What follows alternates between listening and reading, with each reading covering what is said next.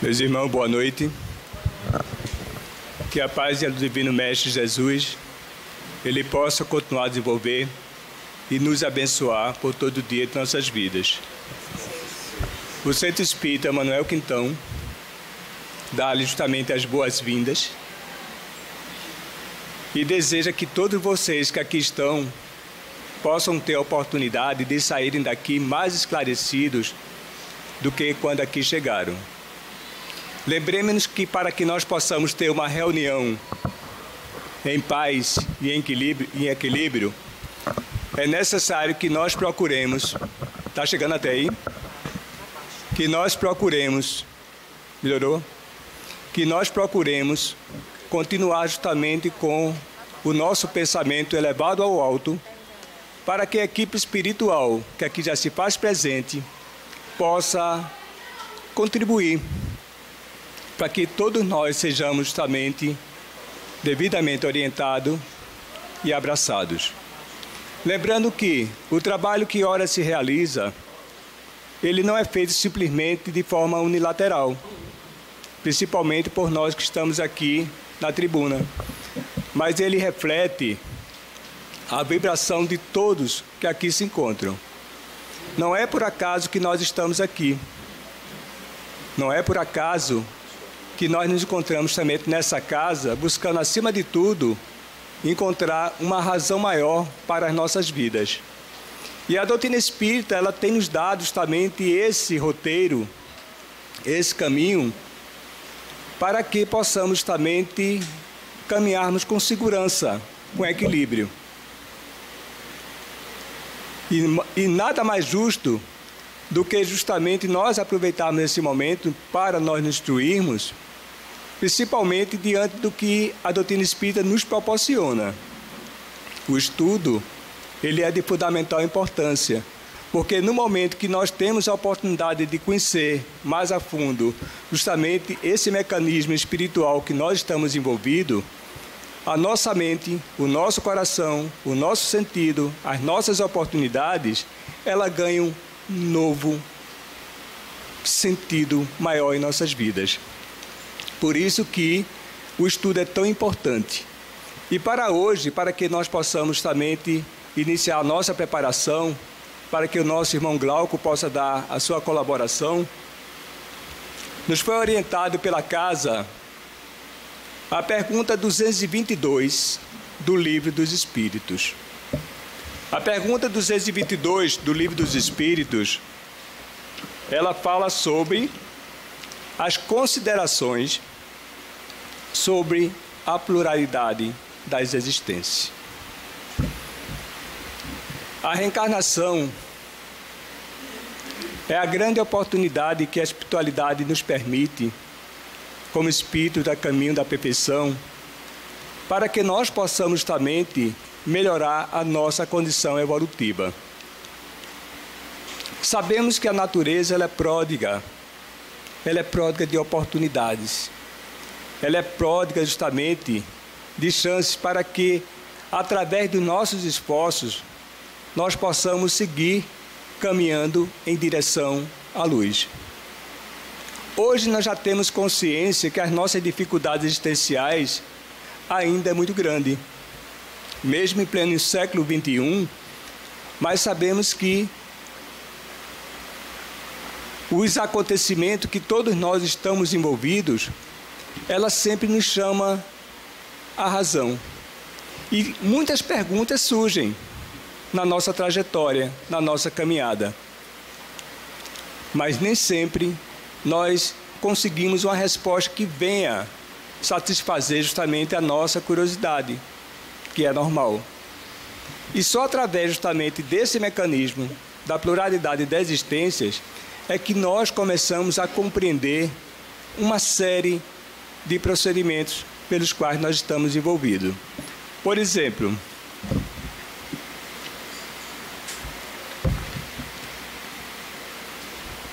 se não existe reencarnação, não há senão uma existência corporal. Isso é evidente. Se nossa existência corporal atual é a única, a alma de cada homem ela é criada no momento do seu nascimento, a menos que se admita a anterioridade da alma. E, nesse caso, se perguntará qual foi o estado da alma antes de seu nascimento, e se esse estado não constituía, por si só, uma existência sob uma forma qualquer. Na verdade, não há meio termo. Ou a alma existia, ou não existia antes do corpo.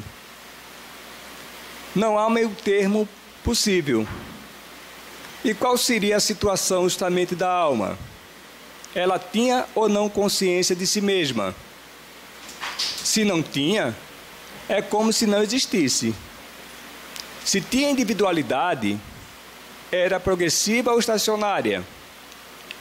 Tanto no caso como no outro, em que grau se achava ao tomar o corpo? Ao admitir, de acordo com a crença popular, que a alma nasce com o corpo, ou que vem a dar o mesmo, que antes da sua encarnação tinha apenas qualidades negativas, fazemos as seguintes questões. Primeiro, por que a alma mostra aptidões tão diversas, independente das ideias adquiridas pela educação?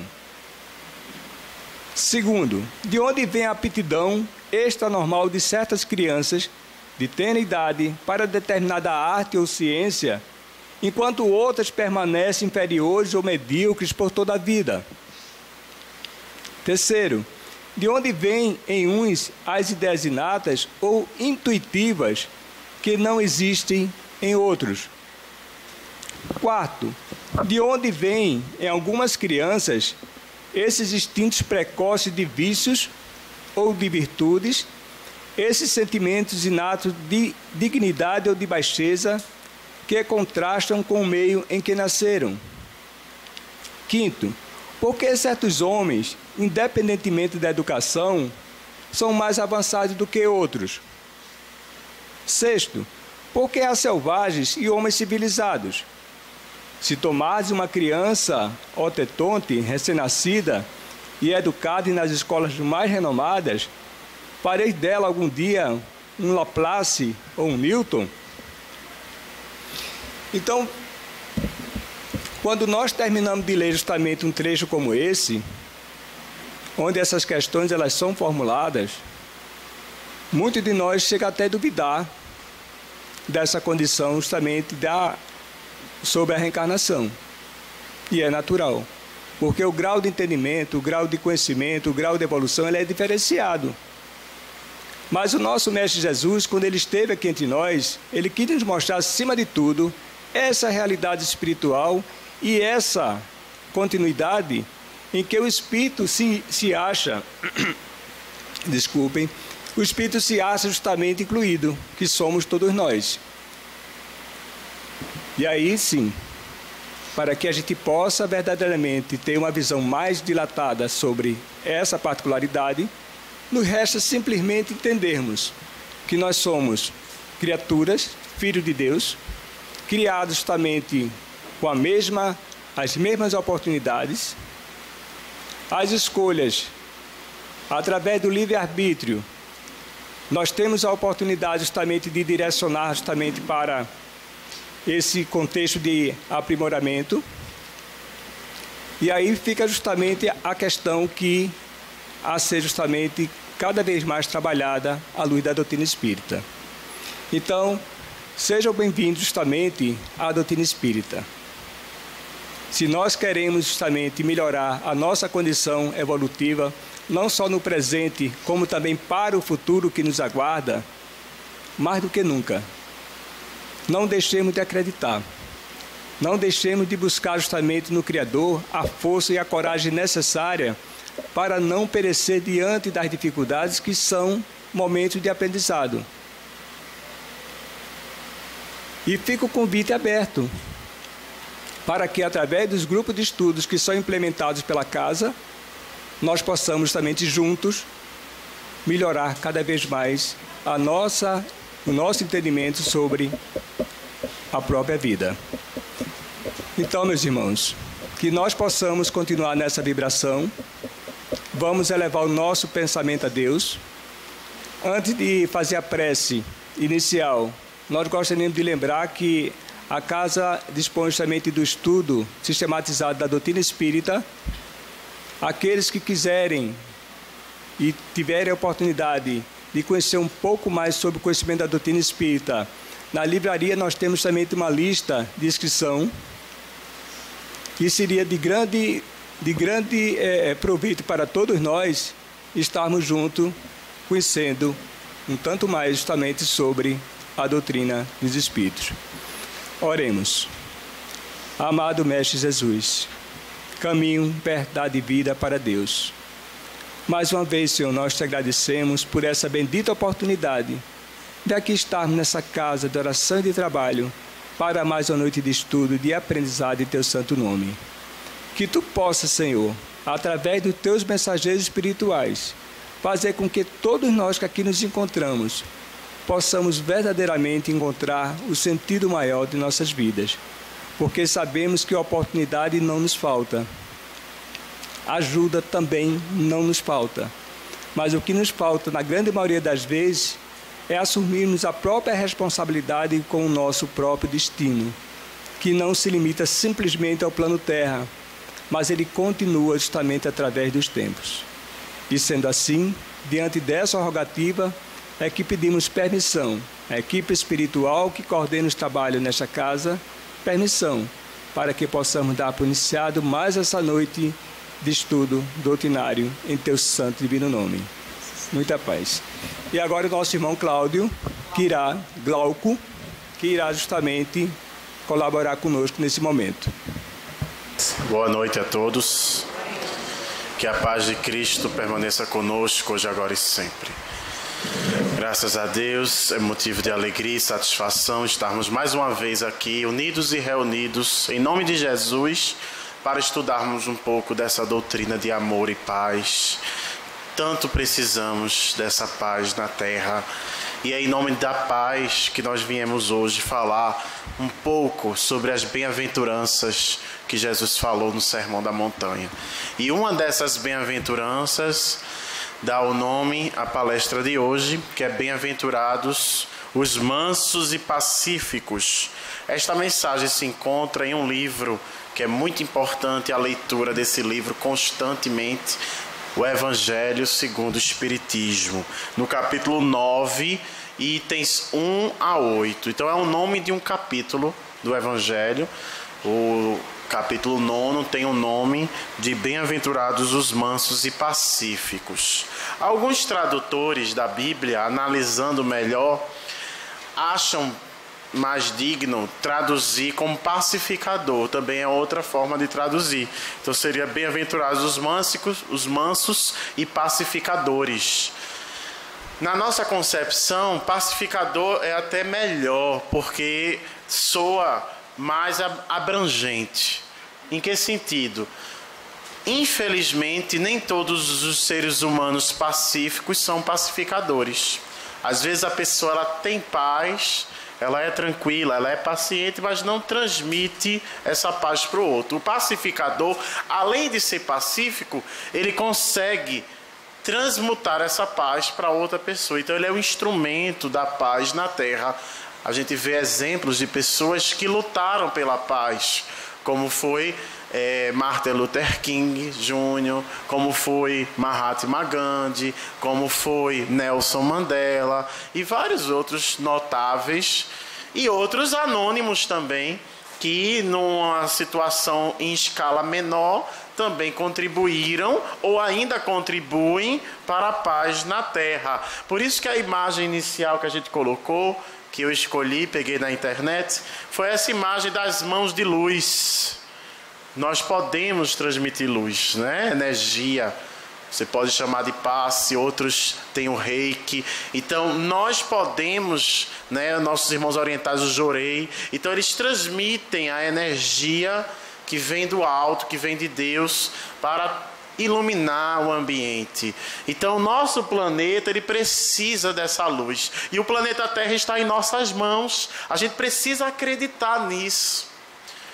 Quando Nando Cordel escreveu aquela canção belíssima, Paz pela Paz, ele foi muito inspirado quando disse que a paz do mundo começa em mim. Então a responsabilidade está aqui, nas nossas mãos. Eu coloquei aqui o meu nome completo, Glauco Araújo Guedes. Atualmente eu faço parte do Centro Espírita Irmã Gertrudes, que fica lá em Casa Forte, próximo ao Parque Santana e próximo também a outro centro bem conhecido chamado Casa dos Humildes, que também é um lugar onde ficam as vovozinhas, como a gente chama, que são senhoras que vivem lá e que precisam de muitas doações, não só materiais, mas principalmente de uma visita, de uma conversa. Então, quem quiser um dia ir lá conhecer, vale a pena. São instituições que foram fundadas por um senhor que era também pacificador, chamado Elias Sobreira. Quem puder, procure ler o livro Bom Combate, que foi escrito pelo Elias Sobreira, esse homem que iniciou a campanha do quilo em várias cidades do Brasil. Ele era militar, mas tinha um coração maravilhoso, tranquilo, não tinha aquele rigor militar, só na questão, claro, de disciplina, que é muito importante. Como diz Emmanuel, Chico Xavier, disciplina, disciplina, disciplina. Mas era um homem que transmitia paz. Quem teve o prazer, a alegria de conhecer Elias Sobreira, até hoje se lembra, não é, dessa aura de paz que ele transmitia. Então, atualmente estou fazendo parte desse centro que é pequeno, a estrutura física, mas muito grande de coração, chamado Centro Espírita Irmã Gertrudes. Essa palestra é baseada no Evangelho, como eu falei, mas também em um livro que não é tão conhecido, mas que a gente gosta muito, chamado Primícias do Reino. Aí é uma nova capa, o meu é mais antigo, está uma capa mais antiga. O espírito Amélia Rodrigues foi que escreveu através da psicografia deste homem aqui. Vocês conhecem? Divaldo Pereira Franco. Quem não conhece, anote aí esse nome, pesquisem na internet, coloquem no YouTube, tem várias palestras excelentes de Divaldo e a gente se sente muito feliz de já ter visto ao vivo mais de uma vez as palestras dele. Quem puder, não perca a oportunidade de conhecer esse homem pessoalmente, que é um exemplo também de pacificador, de paciência, de pacífico, um espírito da paz. Então ele é baiano e ele organiza, né, a Mansão do Caminho, que ajuda várias pessoas.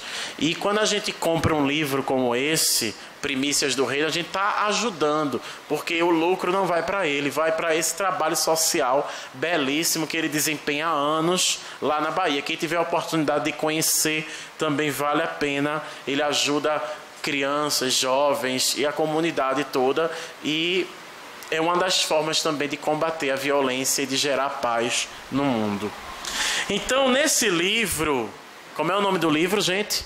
Primícias do Reino. A gente encontra essa mensagem aí, escrita pelo espírito Amélia Rodrigues. A montanha. Essa mensagem fala sobre o sermão da montanha. A montanha, em sua grandeza especial, é também um símbolo. O filho do homem que desce aos homens, vencendo as dificuldades do mergulho no abismo, e do homem que sobe, conduzindo os homens por sobre escarpas lacerantes até o seio de Deus. A montanha também é destaque maravilhoso na paisagem. Quando a gente vê uma paisagem, uma foto, uma imagem, um quadro que tem uma montanha, pode ver que a montanha ela se destaca, não é mesmo? Galgar, subir a montanha, pode significar vencer os óbices que perturbam o avanço na jornada evolutiva. Descer, deixar o monte e é não considerar o empecilho e refazer o caminho, alongar as mãos em direção dos que ficaram tolhidos na retaguarda.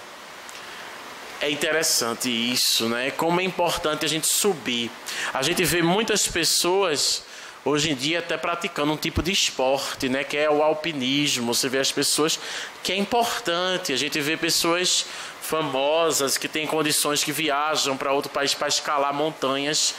e às vezes arriscam a própria vida em condições adversas.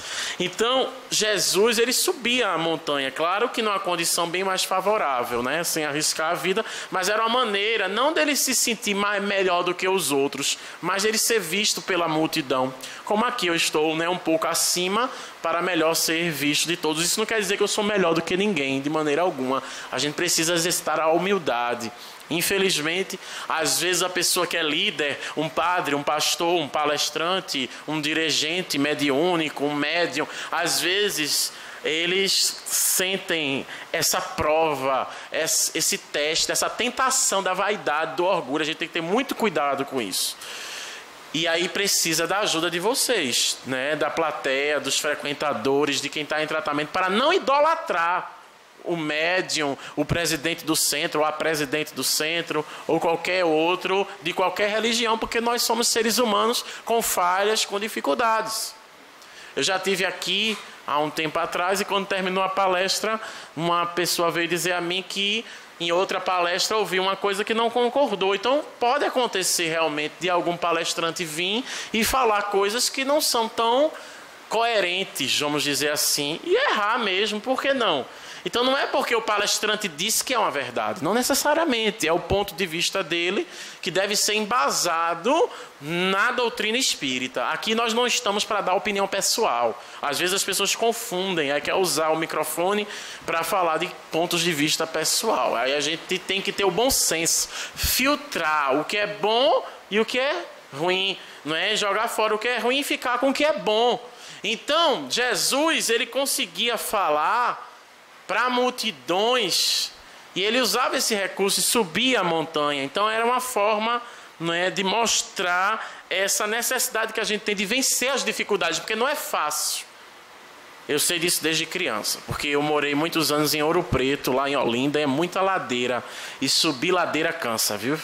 Eu vejo o pessoal no carnaval subindo e descendo aquela ladeira de Olinda, haja fôlego, viu? Não é fácil não é? Aí eu passei um tempo num lugar mais plano, né, lá no Cordeiro, aí ano passado de lá, e era bem mais tranquilo, eu pegava minha bicicletinha, andava, não tinha ladeira, é muito fácil. Agora de bicicleta na ladeira fica bem mais difícil, né? Aí agora estou morando na cidade de Tabajara, ladeira de novo. Meu Deus do céu, o meu karma mesmo parece negócio de ladeira, viu? É, a necessidade da gente, né? Quando eu fico descendo aquela ladeira ou subindo, assim, meu Deus, Jesus me abençoe, né? Porque o povo já diz, né? Para subir precisa de... Para descer todo santo ajuda, né? Mas para subir é um Deus nos acuda. Então a gente tem que ter fé, até nessas horas de subir a montanha, descer a montanha, né? Então é muito áspera a descida aos homens para erguê-los a Deus. Olha que frase linda de Amélia Rodrigues. Às vezes a gente, quando vai elaborar o slide, alguém diz, mas Glauco, você está botando muita coisa no slide, mas é difícil selecionar. Eu gosto de colocar trechos do livro, isso aí tudinho quem escreveu não foi eu não, foi a Amélia Rodrigues. Porque eu admiro tanto a forma que ela escreve, que eu gosto de mostrar para as pessoas terem vontade de ler o livro, quem gosta de uma linguagem assim. Veja só, eu agora estou admirado com essa frase aqui, ó. É muito áspera a descida aos homens para erguê-los a Deus. Consegue compreender a profundidade de uma frase como essa? O que foi que Jesus fez, né? Ele desceu. Alguns livros até relatam a dificuldade que é para um espírito superior ele descer. Não precisa nem descer muito. Você vê, por exemplo, um espírito que não é de uma elevação tão alta, para ele ir para uma região de umbral, por exemplo, ele sofre as dificuldades do ambiente áspero, difícil, duro. Então, imagine Jesus, na superioridade que ele possui, descer ao nosso nível de imperfeição. Então foi uma descida áspera, mas com o objetivo superior de nos erguer a Deus.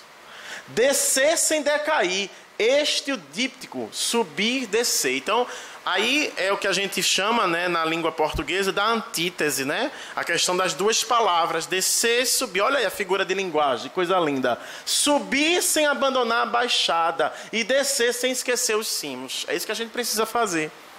Tem gente que se eleva, já esquece, né? Do lugar onde veio de baixo. E eu já morei aí, fui nada, esqueci. Já se eu fui pobre um dia, já esqueci, né? É aquele povo que se acha, não é? Esquece as origens de como começou, das dificuldades que teve. Eu estava comentando que hoje, graças a Deus, eu sou sargento, né? Sou primeiro sargento, mas comecei como soldado e não esqueço o período que eu passei como soldado. Mas às vezes meus colegas sargentos do bombeiro dizem, né? Ah, se fui soldado um dia nem me lembro, agora eu vou pegar no pé dos soldados, mandar os soldados fazer tudo, né? A gente vê isso em todas as empresas, infelizmente. Quando a pessoa consegue um cargo de chefia, já diz o ditado, quer conhecer o homem e dê poder a ele. Infelizmente é uma verdade, porque às vezes a pessoa se acha no direito, né, de humilhar, de menosprezar o outro. E é terrível quando isso acontece uma bola de neve, que às vezes você sofre uma agressão no trabalho, uma humilhação, aí chega em casa e vai descontar no filho, vai descontar na empregada, vai descontar no cachorro, né, no gato, coitado dos animais, né? A gente ama muito os animais, a gente fica, meu Deus do céu, que situação, né? Só sobra pro coitado do animal, né? A mãe irresponsável deixa o filho, o cachorro vai lá instintivamente mata um animal, né? A mãe é presa um dia e solta. E aí, cadê a justiça? Não é? Claro que deve ser amenizado, cada caso é um caso, né? Ela estava trabalhando e tudo mais, enfim, é um caso que merece ser analisado com detalhes. Mas aí a gente tem que entender que a gente tem que se colocar no lugar do outro, seja ele quem for. É um ser vivo, né? O animal ele merece o nosso amor também, o nosso cuidado, o nosso carinho. As plantas, a fauna e a flora, a gente tem que orar para que haja um mundo melhor. Tudo isso que aconteceu, essa matança com as florestas, cadê a floresta amazônica? Cadê a floresta da nossa Mata Atlântica? E aí a gente fica reclamando do calor, desse abafado, dessa temperatura, como se a gente vive numa selva de pedra. Então a gente precisa plantar mais árvores. Mas a gente só pensa em destruir, né? Cadê o desenvolvimento sustentável? Então a gente precisa subir sem abandonar a baixada e descer sem esquecer os cimos. Então às vezes é necessário a gente descer, mas a gente não pode esquecer que nós viemos do alto, que nós estamos ali em missão, para a gente não se sujar com aqueles outros que estão ali. Às vezes num exemplo assim bem simples e pequeno, né, mas que serve para qualquer um, eu gosto sempre de citar exemplos nas minhas palestras para que a gente se identifique e entenda o que ela está querendo dizer. Então, às vezes, a gente vai para um ambiente que a gente não gosta muito. Eu, por exemplo, não gosto de cerveja. Mas, às vezes, é necessário ir para um bar, mesmo sem gostar de ir para bar. Mas, às vezes, por exemplo, o aniversário de um amigo meu que gosta de beber. E quem sou eu para proibir ele de beber? Eu tenho que estar lá no aniversário dele. Aí, às vezes, pode acontecer de alguém espírita passar. Oxe, Glauco estava num bar, aquele palestrante, vê soda, já aumenta, né? De logo estava bebendo, estava fumando, que estava não sei o quê. E não sei o quê. Começa o julgamento, né? Infelizmente o pessoal gosta muito de falar da vida dos outros. Aí a gente está aqui assistindo minha palestra, todo mundo sai daqui achando que eu sou santo, né? Me idolatrando. Aí de repente tá lá no galo, aí vem lá Glauco no galo na madrugada. Aí diz, ó, peraí, como é que pode um negócio desse? Ai, mas não vê que eu sou bombeiro, tô lá trabalhando, tô escalado, vou trabalhar no galo esse ano. E aí? Eu vou deixar de trabalhar, né? Vou estar lá disfarçado, fardado, né?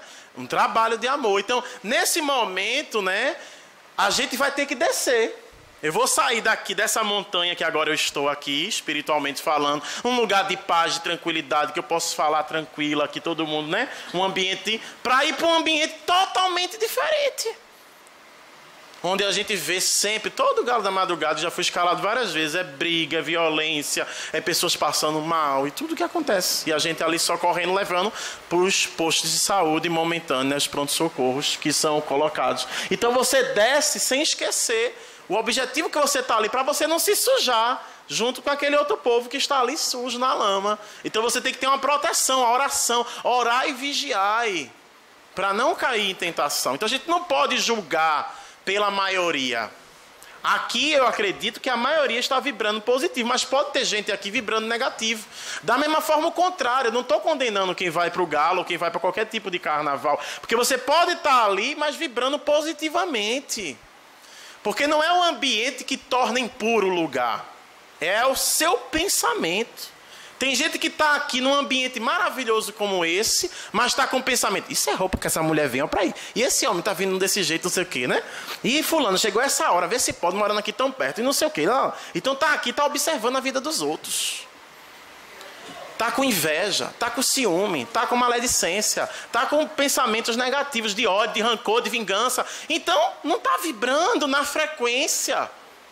Tem dificuldade de entender de prestar atenção na palestra, de acompanhar. Aí quando não vibra negativamente, como o ambiente é difícil de vibrar, o que acontece? Vai dormir, né? Aí cochila, ainda bota a culpa no obsessor. É porque eu estou obsediado. É o obsessor que está fazendo eu dormir. Comigo já é difícil.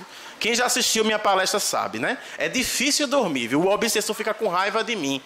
Porque não consegue botar o obsediado para dormir nas minhas palestras, porque eu gosto de fazer coisas engraçadas, eu gosto de falar alto, para todo mundo prestar bem atenção. Porque a gente prepara esses slides, tem um trabalho danado. Pega um ônibus cheio para vir para cá, chegar cedo, me preparar. Para chegar aqui o povo ficar dormindo, por favor, né? Já não ganha R$1.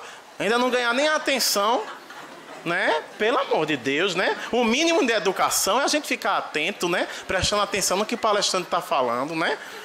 Graças a Deus, obrigado pelo sorriso. É tão bom sorrir, né? Às vezes a gente está vivendo uma vida tão atribulada, cheia de problemas. Sexta-feira à noite, todo mundo cansado da semana, né? Aí ver todo mundo sorrindo, para mim, é a maior alegria. Eu gosto de ver as pessoas sorrindo, né? A montanha era uma montanha qualquer. A gente sabe o nome da montanha? Não sabe, né? É o Sermão da Montanha. Qual é a montanha? A gente sabe a montanha lá do Monte Sinai, né? Que recebeu os 10 mandamentos, que ficou conhecida, Monte Sinai. Mas essa daqui a gente não sabe. E o poema que ali seria apresentado jamais foi ouvido, nunca mais será ouvido em qualquer época equivalente. Foi uma poesia que Jesus falou, né? Um poema belíssimo nesse momento do Sermão da Montanha. Não existe nada igual. O evangelista Mateus assevera: e Jesus, vendo a multidão, subiu a um monte, enquanto Lucas informa: e descendo com eles parou num lugar plano. E agora? Jesus subiu ou desceu? Amélia Rodrigues não vai tomar partido. Muito inteligente a visão dela. Subir ou descer, não importa. As pessoas ficam atrás de picuinhas, não é? Maria foi virgem, não foi. Jesus é Deus, não é. E Jesus foi casado, não foi. E teve filho, não foi. Aí fica as contas. Não, porque segundo o evangelho apócrifo, não, esse evangelho... Minha gente, para que isso? Não é? Para a gente se separar, a gente tem que se unir. A gente tem que desenvolver o ecumenismo. A gente precisa entender que existem pontos de vista diferentes, mas o ideal é um só, que é o ideal do amor. Obrigado. Eu bebo muita água e transpiro muito, é muita energia. A verdade, porém, é no plano do aclive, ele se deteve e de pé vestiu-se de poente. Não é uma poesia, gente? Imagine Jesus se vestindo de poente. É uma coisa belíssima. A auréola refulgente, olha que nome difícil, incendiou-lhe os cabelos que a leve brisa desnastrava esfogueados. Ela é uma descritora minuciosa.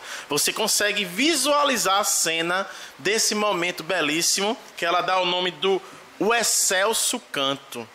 Aí é um quadro que retrata bem pouco da beleza do momento, né? Só para a gente ter uma ideia, que foi muito mais bonito do que isso. A multidão era a sua paixão, a sua vida, amá-la e atendê-la o seu fanal. Isso está no livro Primícias do Rei, no capítulo 3º. O nome do capítulo é O Excelso Canto. E aí, nesse momento, é que ele diz a frase que a gente escolheu para ser o tema da palestra de hoje. Bem-aventurados os mansos e pacíficos, porque eles herdarão a terra.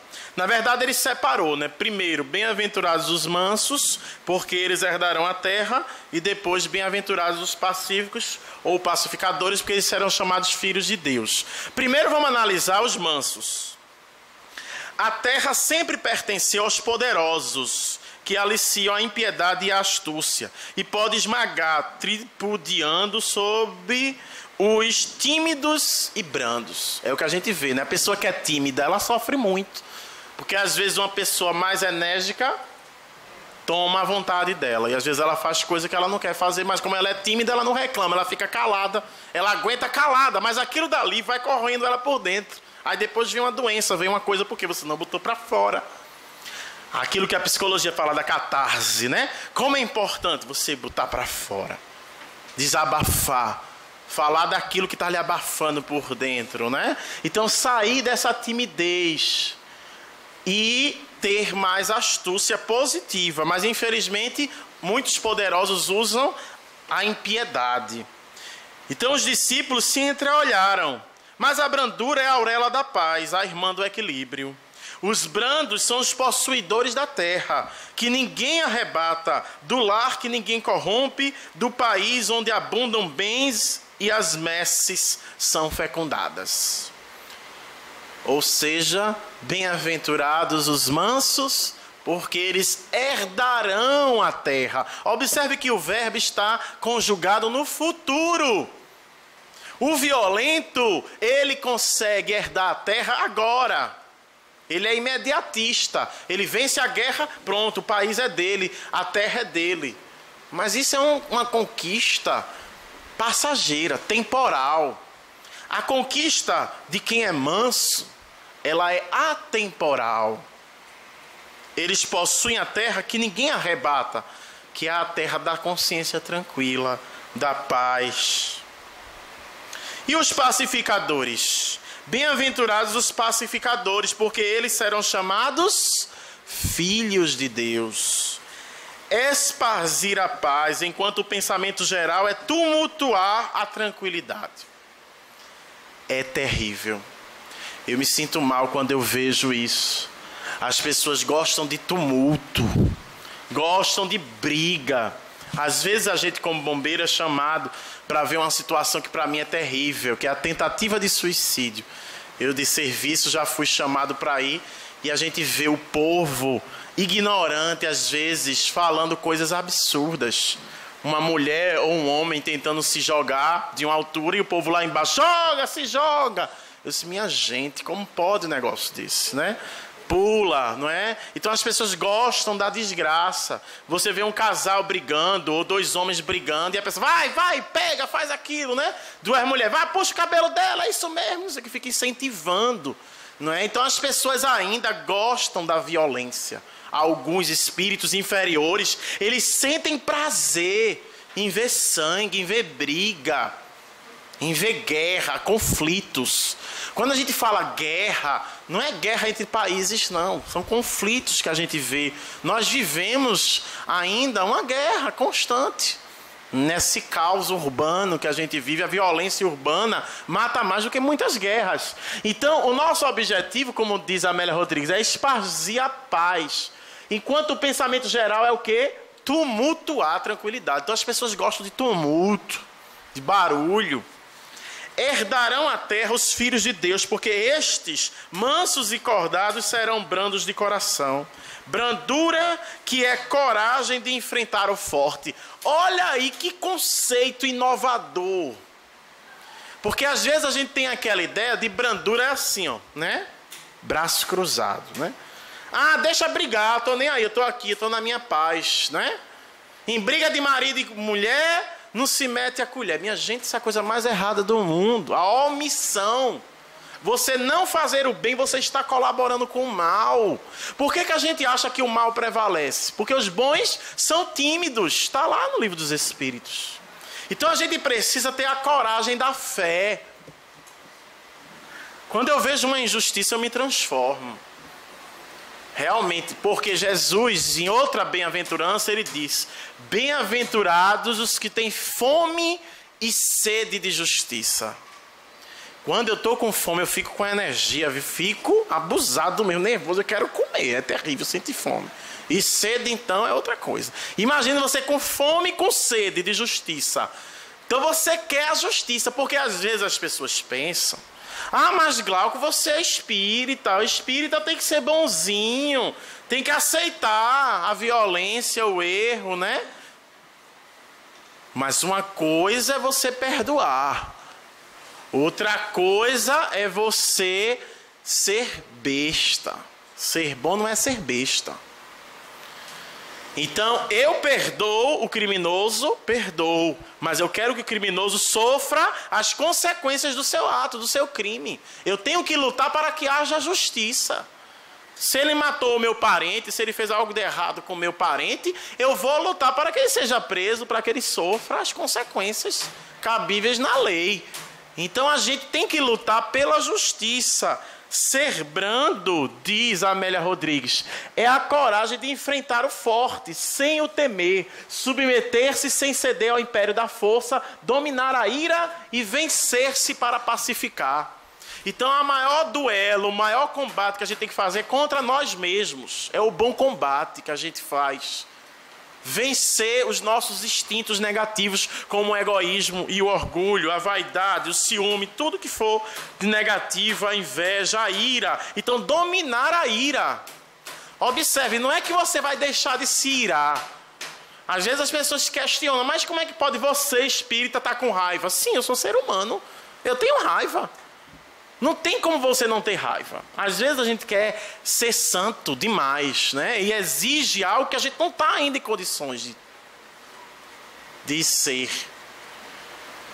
Todos nós sentimos medo, todos nós sentimos raiva. São emoções básicas. A gente tem que aprender a dominá-las. Não deixar de sentir, mas saber usar essa energia para algo positivo. Quantas vezes o mestre fora de energia sem limite ante a hipocrisia? Vamos citar um caso desse? Quando estavam vendendo coisas no templo, o que foi que Jesus fez? Expulsou os vendilhões do templo. Derrubou mesa. Até hoje as pessoas às vezes questionam isso. Acham até que isso não aconteceu. Aconteceu sim, porque Jesus usou de energia necessária. Na doutrinação, quando chega um espírito rebelde, ele tem que ser amarrado. Eu já doutrinei espíritos que estão me amarrando, me solta, eu quero quebrar tudo nesse centro, eu vou destruir tudo aqui. Eu vou matar ela, eu vou matar ele, não sei o quê. E ele fica ali, ó, preso. Aqui tem um guarda, ali tem outro guarda, sentinelas. Esse centro é protegido por um campo de força energético. Então existe a equipe de segurança. Porque o mal, ele é inteligente. O mal, ele tem uma equipe, ele tem organização. Se no mundo material existe o crime organizado, imagine no mundo espiritual. Então o bem, ele tem que se organizar também. A gente tem que se unir, a gente tem que estar equipado, preparado, tem que ter um estudo. A gente tem que estar atualizado para que a gente possa se defender do mal. Criar nosso campo energético protetor, orar e vigiar para não cair em tentação. Então, usar a energia necessária. Então, tem vezes que a gente tem que ser enérgico. Às vezes a gente acha que tem que só ficar alisando a cabeça. Ah, o bichinho, coitadinho. Coitadinho nada. Tem que puxar a orelha quando estiver errado. O verdadeiro mãe, o verdadeiro pai, o verdadeiro educador, ele tem que exigir, tem que cobrar. Tem uma mensagem que é bem conhecida, chamada Mães Mais. Não é? Que é aquela mãe que é exigente, que é aquela mãe que dá carão na hora certa, que diz não, dizer não, colocar limites. A gente vê uma sociedade atual muito sem limite, de jovens e crianças que fazem o que quer. Não pode ser assim. Tem que colocar limites. Se o pai e a mãe não colocam, como é que ele vai respeitar outras figuras que merecem respeito? Então a gente tem que saber usar da energia necessária. Contra o quê? A hipocrisia e a maldade, conservando a austeridade sem violência. Então você usar da disciplina sem violência, não precisa bater para espancar a criança ou o jovem, não. Firmeza de ação sem mesclas de ódio. O espírita, o cristão, não pode usar essa palavra ódio, porque o ódio é o contrário do amor. Às vezes as pessoas dizem, eu odeio esse trânsito, eu odeio quando está esse sol forte, eu odeio buraco na pista, eu odeio quando me tranca, eu odeio ônibus lotado, eu odeio novela, eu odeio Big Brother, eu odeio não sei o quê, e fica odiando. Eu odeio o governo, eu odeio política, eu odeio não sei o quê. Minha gente, essa carga de ódio é algo negativo, destruidor. A gente não pode entrar nessa sintonia do ódio, não. A gente tem que entrar na sintonia do amor. Então a gente tem que ter firmeza de ação, mas sem o ódio.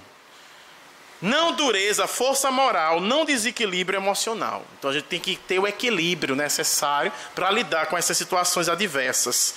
Expor sem impor. Aqui nesse centro já impuseram alguma coisa a vocês? Não. O espiritismo, como o cristianismo, não impõe nada. A gente orienta, a gente aconselha, a gente expõe. Não posso chegar aqui e dizer, é proibido vocês irem para o carnaval. De jeito nenhum. Tem nada a ver isso. É proibido beber, é proibido fumar, é proibido isso, proibido aquilo. Não. Não existe isso. É uma questão de conscientização. Se você faz obrigado, você não está sendo consciente daquilo. Então você tem que se conscientizar. Então, por isso que é tão importante a palestra. Porque é um momento de conscientização, onde a gente está expondo aqui um ponto de vista sem impor, clarear as mentes sem as subornar ou submeter, conduzir sem escravizar. A gente não quer, como a gente vê outras religiões aí, usando uma verdadeira lavagem cerebral, onde as pessoas se tornam escravos da fé. Não é isso que a gente quer aqui. Todos os homens têm necessidade da brandura, amam e precisam do amor, identificam e não dispensam a bondade, conhecem e são ávidos de pacificação. Os poderosos passam e as sombras dos tempos envolvem-nos. Olha que coisa linda, não é? Tudo passa. Foi o que foi dito a Chico Xavier, quando ele estava num momento de crise, Maria de Nazaré disse a ele, tudo passa. Quando a gente estiver assim, naquele desespero, vamos lembrar disso. E quando a gente estiver muito alegre, feliz, entenda também que essa felicidade, ela também é passageira. Porque nós ainda estamos num mundo de provas e expiações. E a gente passa por esses altos e baixos, como numa montanha russa. Tem hora que a gente está lá embaixo, tem hora que a gente está lá em cima, mas tudo passa. Tudo é aprendizado. E como a gente aprende com esse espírito iluminado, belíssimo, que é Francisco de Assis? Tem um livro maravilhoso, escrito pelo espírito de Miramês, pela psicografia de João Nunes Maia. O nome do livro é Francisco de Assis. Eu já li esse livro, é maravilhoso. O livro Francisco de Assis é como um rasgo divino do véu que encobria acontecimentos a serem acrescentados a outros já conhecidos e registrados na história, que vieram ajudar na reforma de muitas almas que aguardavam exemplos de luz para prosseguirem sua jornada pelo caminho da verdade. Francisco de Assis viveu a mensagem do Evangelho de modo a consolidar a palavra amor, fazendo-a sair da teoria e avançar para a prática do dia a dia.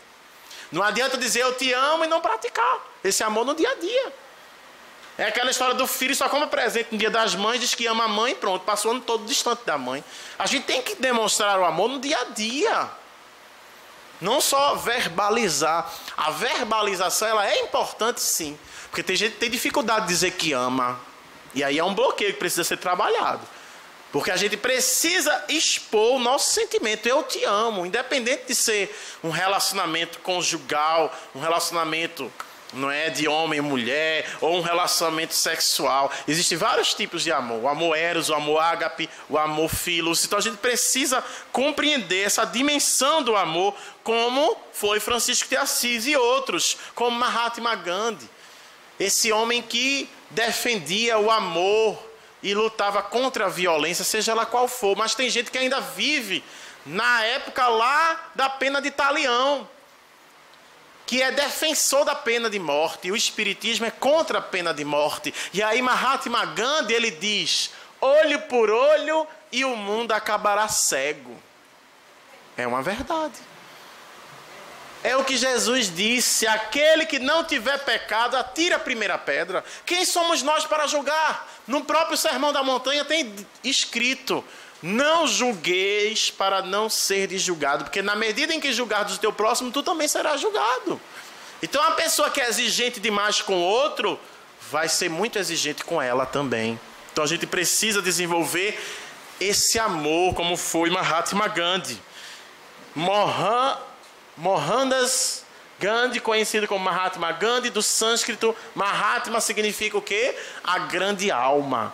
Foi o idealizador e fundador do moderno Estado indiano e o maior defensor do Satyagraha, princípio da não agressão, forma não violenta de protesto, como meio de revolução. Esse princípio foi traduzido como o caminho da verdade, ou a busca da verdade. Também inspirou gerações de ativistas democráticos e antirracismo, incluindo Martin Luther King Jr. e Nelson Mandela.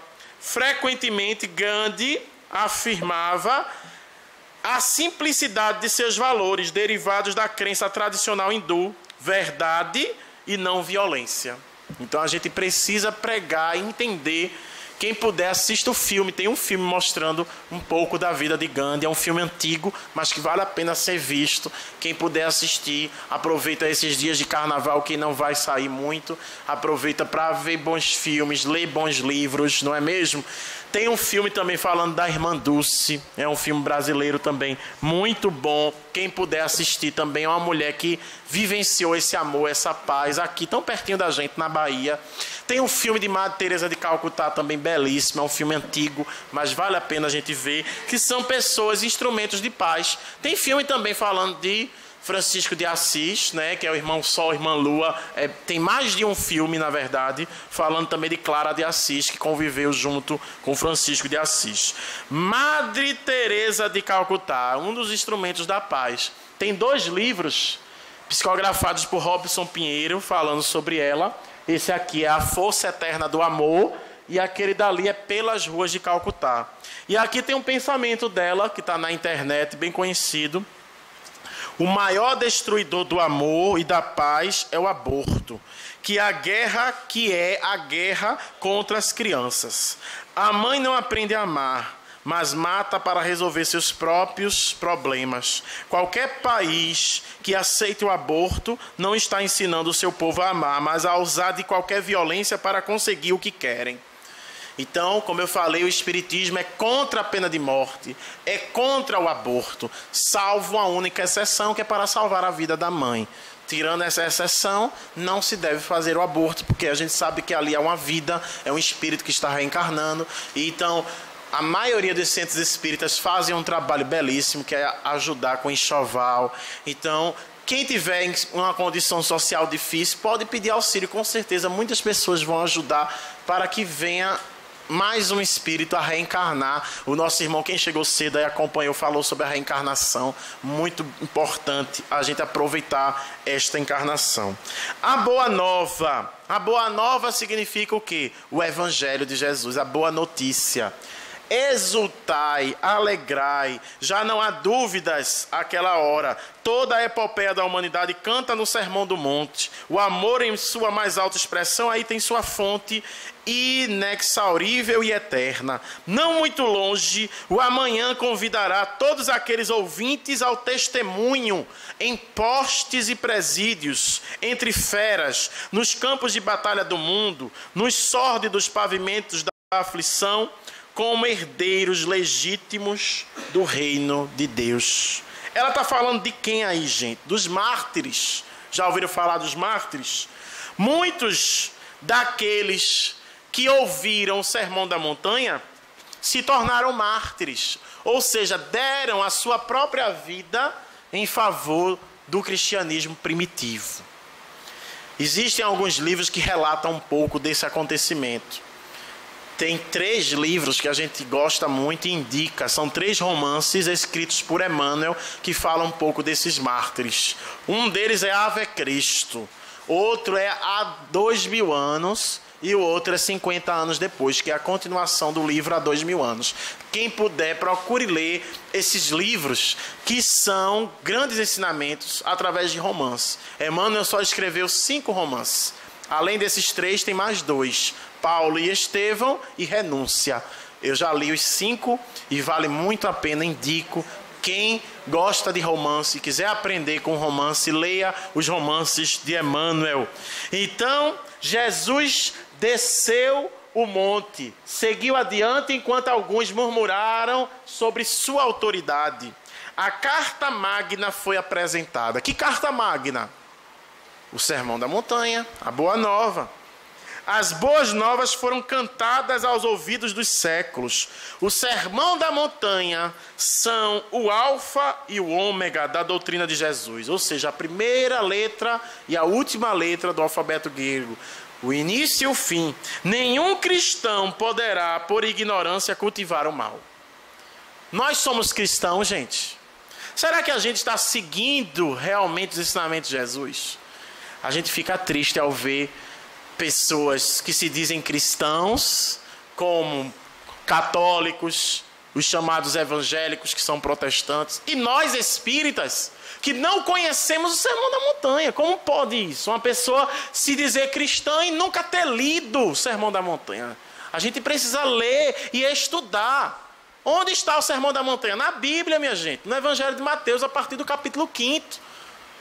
Em pouco tempo a gente lê. Agora, estudar e praticar é que aí vem a maior dificuldade. Mas o primeiro passo é a leitura. Então a gente precisa ler essa carta magna, esse alfa, esse ômega, não é? Jamais se repetirá. Então foi um momento único na história da humanidade. O fasto ficará assinalado para todos sempre.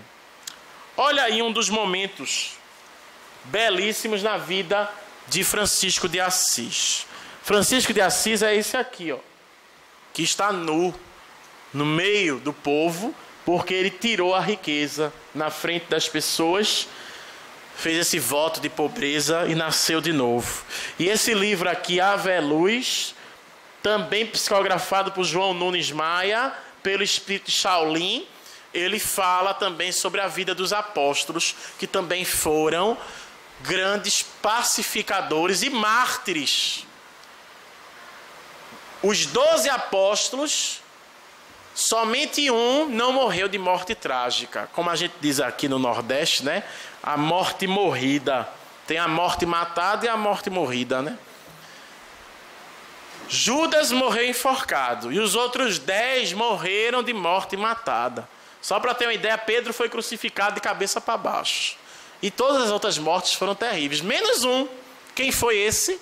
Que morreu de morte morrida, bem velhinho. Lá na ilha de Patmos, depois de ter tido a visão do Apocalipse, João. João era o mais novo dos 12. Era praticamente um adolescente quando foi convidado por Jesus para ser o seu discípulo.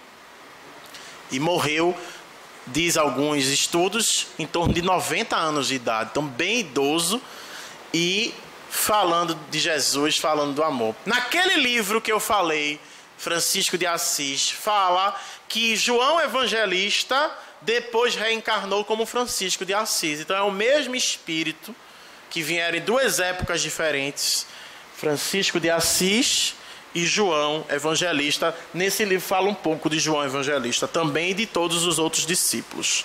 Então a brandura é uma qualidade enobrecida pela sua própria presença. Isso quem diz é Shaolin no livro Ave Luz. Todas as outras virtudes carecem dela, para que sejam altivas. A afabilidade nos parece a veste de todos os dons da vida. O agrado no falar e no ouvir é condição de poucos, porque isso é ouro dos céus, tecido nas almas conhecedoras da verdade. Então, a pessoa que tem aquela fala mansa, aquela voz aveludada, que a gente se sente bem em conversar, é tão bom, não é?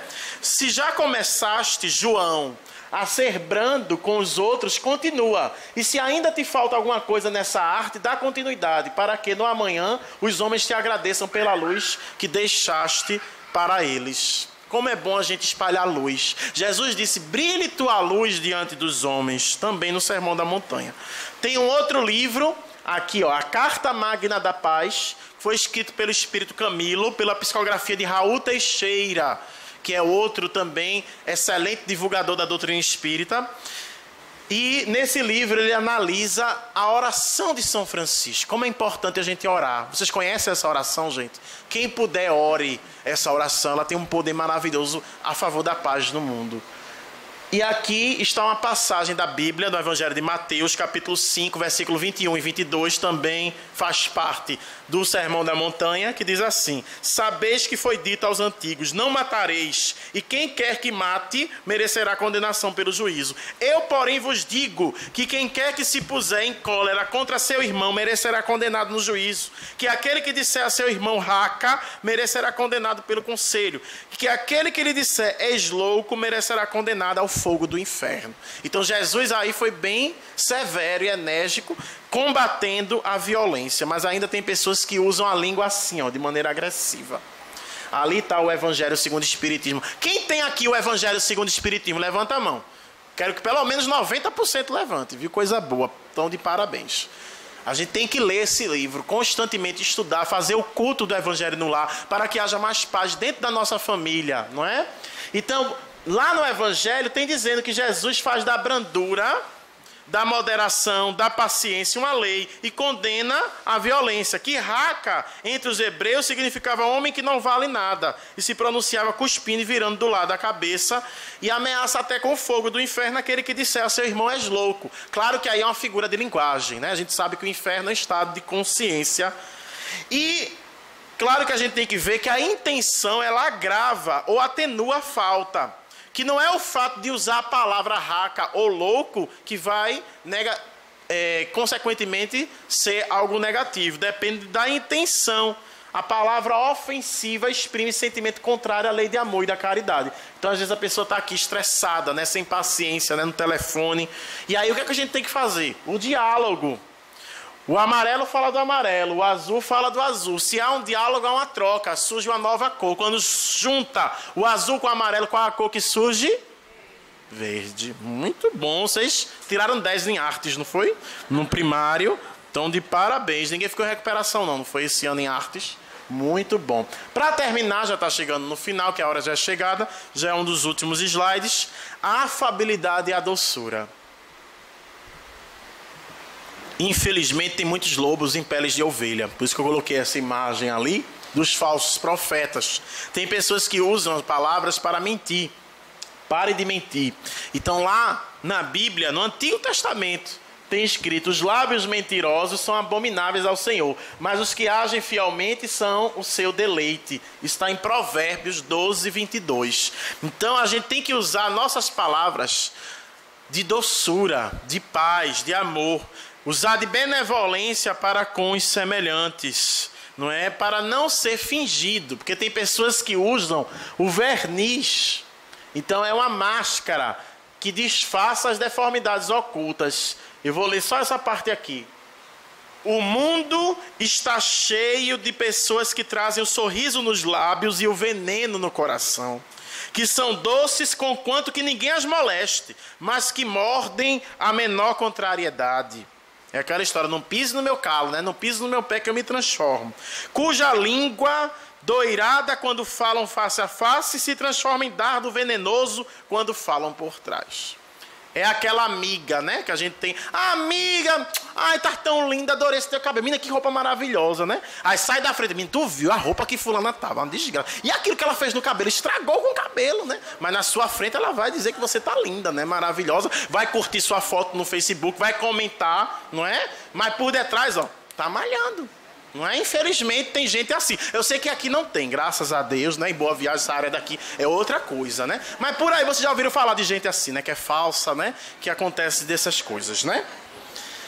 Então, em Levíticos tem escrito: não furtareis, nem mentireis, nem usareis de falsidade, cada um com o seu próximo, né? Então aí a falsidade é algo muito negativo, tá aí a máscara social que muitos usam, não é, para enganar. Então, para terminar, Chico Xavier, esse livro, quem puder, leia As Vidas de Chico Xavier, foi escrito por Marcel Souto Maior, foi através desse livro que fizeram o filme Chico Xavier, e aqui é um livro que é bem usado também, até mesmo em faculdades, né? Quem lida com o público, quem é líder, vale a pena ler O Monge e o Executivo. É um livro fininho, mas que traz muitos ensinamentos, uma história sobre a essência da liderança. Eu sempre gosto de citar vários livros, vários filmes nas minhas palestras. Então, lá no Evangelho segundo o Espiritismo, fala dos tiranos domésticos, que é aquela pessoa que, com seu orgulho e despotismo, né, gosta de usar autoridade com os estranhos, que são temidos mais do que amados. Lá no Evangelho eles dizem assim, ó: aqui eu mando e sou obedecido, sem pensar que poderiam acrescentar, e sou detestado. Então de que adianta todo mundo, né, respeitar, todo mundo obedecer, mas ninguém gostar daquela pessoa? Que tipo de líder é esse? Que tipo de chefe é esse? Então a gente tem que usar a liderança do amor, para não usar do verniz social. Então tem um capítulo no livro Renovando Atitudes, de Hamed, também é um livro maravilhoso, que é um estudo do Evangelho segundo o Espiritismo, que fala sobre essas maquiagens impecáveis, joias, perfumes caros, roupa da moda, não é? Tudo para comprar consciência, porque as pessoas ainda julgam muito pela aparência, não é? E quando na verdade são túmulos caiados, como dizia Jesus. Você vai lá no Santa Amaro, vê cada túmulo bonito, né? Mármore, aquelas coisas, mas por dentro tem o quê? Podridão. Então, às vezes, a pessoa, né? A mulher tá de salto alto, né? Fez escova, perfumada, toda bonitona, cheia de joia. Mas por dentro, cadê o conteúdo? Né? A gente malha, quer estar bem bonitão para tirar selfie, né? Para ter um monte de curtida. Mas e o dia a dia, o conteúdo? Vai conversar com essa pessoa para você ver o que é que ela tem para falar. Você vai falar da academia que está pegando não sei quantos pesos, porque está tomando não sei o quê, e está fazendo reeducação alimentar, e não sei o quê, aos pontos, quantos carboidratos tem, quantas calorias tem, não sei o quê. Minha gente, quantos livros você leu esse ano, que acabou agora, em 2015, né? Cadê o conteúdo? Vamos discutir sobre o Pequeno Príncipe? Nem o Pequeno Príncipe o pessoal está lendo. Meu Deus do céu. Então a gente tem que sair dessa maquiagem, não é? Desse mundo artificial, um mundo virtual, onde a pessoa é popular no Facebook, mas não tem quase nenhum amigo real. Quando ela vai ficar doente, não vai ganhar curtida lá não. Que o pessoal agora está até postando isso, se sentindo doente, né? Bota a foto na UPA, dá pulseirinha, não sei o quê. Passando mal, tomando soro. Minha gente, a pessoa quer levar uma curtida porque ela está tomando um soro. Veja o nível que o ser humano está de chamar a atenção. É uma carência enorme. Então a gente precisa, observar nosso comportamento atual. E se olhar no espelho e dizer, meu Deus, não é? Sair desse mundo virtual e viver o mundo real. Longe desse verniz social, como ela fala aí nesse livro. Olha aqui a capa do livro. Gente, quem puder, leia esse livro, é maravilhoso. Aqui é o Espírito de Hamed. Foi ele que escreveu. Infelizmente a hora já é chegada, não dá para a gente dar detalhes aqui. Eu só cito o livro e agradeço sempre com a imagem bonita das minhas crianças. Não são meus filhos, né? Mas são filhos de coração. Peguei na internet a imagem. glauco.pe@gmail.com. Quem quiser anotar, mandar um e-mail para mim, dizer, eu detestei tua palestra, não gostei. Pode mandar, não tem problema nenhum não. Vou continuar dando palestra do mesmo jeito. Glauco Guedes no Facebook. Eu falo do Facebook, mas eu tenho, viu? Não estou recriminando quem tem, não. É saber usar. O WhatsApp, saber usar. A gente não pode proibir nada, a gente tem que viver conforme nosso tempo. A gente pode ser daquela pessoa, né? De mente fechada. Não. Usar de maneira adequada. Tudo é como a faca. A faca serve para cozinhar e serve para matar. A culpa é da faca, que o pessoal está usando de maneira errada? Não. Então, a internet tem muitas coisas boas. Para terminar, anotem aí o que tem que pesquisar na internet. Data limite, segundo Chico Xavier. Podem escrever aí. Data limite, segundo Chico Xavier. Coloquem no YouTube, vocês vão ver Divaldo Pereira Franco e outros explicando sobre o momento que a gente está vivendo de transição planetária. E outro curta-metragem muito bom, chama-se Sozinho. Coloquem também no YouTube. Sozinho, interrogação, curta-metragem. É um curta-metragem espírita que fala sobre a obsessão, fala sobre a questão das pessoas que bebem, como os espíritos obsessores ficam ali junto das pessoas que estão nos bares. Então, uma coisa é eu falar, outra coisa é você ver, tá certo? E espero encontrar vocês quando vier aqui novamente, tá certo? E quem quiser, venham falar comigo, né? Eu não sou aquele palestrante que gosta de ficar distante. E aí eu quero que alguém que esteja aqui hoje venha para mim, quando eu vier novamente aqui, diga, Glauco, eu assisti e gostei, e me dê um feedback, que eu acho importante essa troca para a gente aprender. Diga. Isso. Isso. Vamos ver se o pessoal já assistiu mais dessa vez. Quem já assistiu Data Limite, segundo Chico Xavier, no YouTube ou no DVD? Muito bem. Olha, já melhorou bem mais, viu? Gostei, aumentou. E o outro foi o Sozinho, não foi não? Sozinho, interrogação. Curta-metragem, muito bom, tá certo? A hora já estourou, peço desculpa por ter passado só alguns minutinhos, porque geralmente eu preparo as palestras para 1 hora, e aqui são 50 minutos, porque tem os 10 minutos primeiro, aí sempre fica passando um pouquinho. Mas que Jesus abençoe a todos, muito obrigado pela compreensão. Espíritas, amai-vos, eis o primeiro grande ensinamento. Espíritas, instruí-vos, eis o segundo grande ensinamento. Que a paz de Cristo permaneça conosco hoje, agora e sempre. Muito obrigado a todos. Bem, meus irmãos, nós agradecemos a colaboração do nosso irmão Glauco, que ele possa levar um abraço paterno de todos aqueles que faz o Centro Espírita Manuel Quintão e possa ter a oportunidade de retornar outras vezes. Esperamos que as orientações que foram passadas por eles possam servir justamente para que possamos, de alguma forma, aumentar justamente não só a nossa curiosidade sadia, como também buscar através do livro da codificação, um esclarecimento mais próximo somente da realidade, sabendo que cada um é responsável pela sua felicidade ou infelicidade. E para concluir, nós vamos pedir à nossa irmã Cessa que faça a prece de encerramento. Aproveitando o gancho do nosso irmão Glauco, gostaria que nós pensássemos na paz realmente do mundo, porque vendo os noticiários, o que é que a gente vê? Barco naufragou com vários imigrantes, vários refugiados, pancadarias, tumultos, incêndios, enfim, na África, em algumas tribos lá do Afeganistão, por ali se vai. Sem falar na nossa violência do cotidiano. Peçamos a Jesus que sejamos instrumentos realmente da paz do Cristo. Aonde quer que a gente vá, gente, pelo menos a gente dê 1%, 0,5% da paz de Jesus. Na serenidade, na bondade, no perdão, na exemplificação do bem. Que Jesus nos abençoe sempre, que possamos ser sempre a luz que Ele deixou para a exemplificação. Muita paz para todos. E sendo assim, diante da rogativa da nossa irmã, nós pedimos também à equipe espiritual que continue também a nos dar todo o amparo necessário, permissão, para que possamos dar para concluir essa primeira fase e que Deus nos ampare, nos abençoe e nos ilumine, hoje, agora e sempre. Muita paz para todos.